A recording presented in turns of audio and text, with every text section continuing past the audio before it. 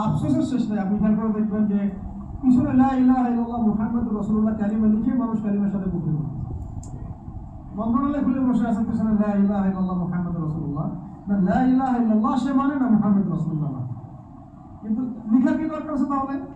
মানে খুলেই ফেলে দেয়, তাহলে স্পষ্ট হবে যে তারা কাফের। এদিকে লেবেলও লাগাবে যে আমি মুসলিম, আর কাজও করবে কাফের মতো, যাতে ওলামা ইকরামদেরকে একটা বিধার মধ্যে রাখা যায় আসলে তারা মুসলিমরা কাফের।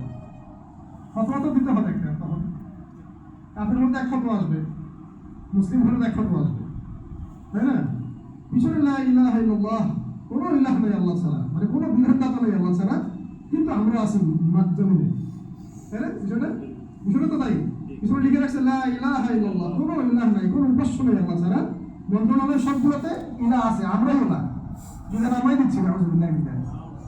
মুহাম্মাদুর রাসূলুল্লাহ মানে মুহাম্মদ সাল্লাল্লাহু আলাইহি ওয়াসাল্লাম ছাড়া কি নাই, কোনো রোল মডেল নাই আমাদের, এক কথায় কোনো রোল মডেল নাই। তিনি আমাদের একমাত্র রোল মডেল, আমাদের উসওয়াতুল হাসানা। কিন্তু জমিনে কাজ করতে গিয়ে প্রত্যেকটা ডিপার্টমেন্টে মুহাম্মদ সাল্লাল্লাহু আলাইহি ওয়াসাল্লামের তরিকাকে একদম জাদু করে রেখে দিয়ে নিজেদের সব মন করা বিধান রচনা করে। কত বড় হটকারিতা চিন্তা করছেন? এই জন্য আমি বলি যে এটা অন্তত সরাই দেখ, করতে তো পারবে, ওটা সরাই দেখ, ওটা লাগার দরকার কি হবে? অ্যাটলিস্ট স্পষ্ট হবে যে তারা কাফের অথবা তারা মুনাফিক, তখন বিধান সেইভাবে করতে হবে, তখন ফতোয়াগুলো সুন্দর স্পষ্ট আসবে।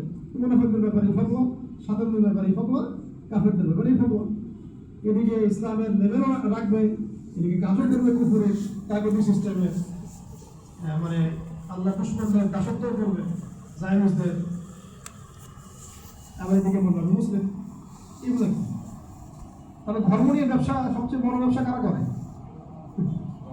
সবচেয়ে বড় ধর্ম ব্যবসা কারা করে? রাজনীতিবিদরাই করে সবচেয়ে বড় ধর্ম ব্যবসা। সবচেয়ে বড় ধর্মকেন্দ্রিক যে মানুষের সাইকোলজি নিয়ে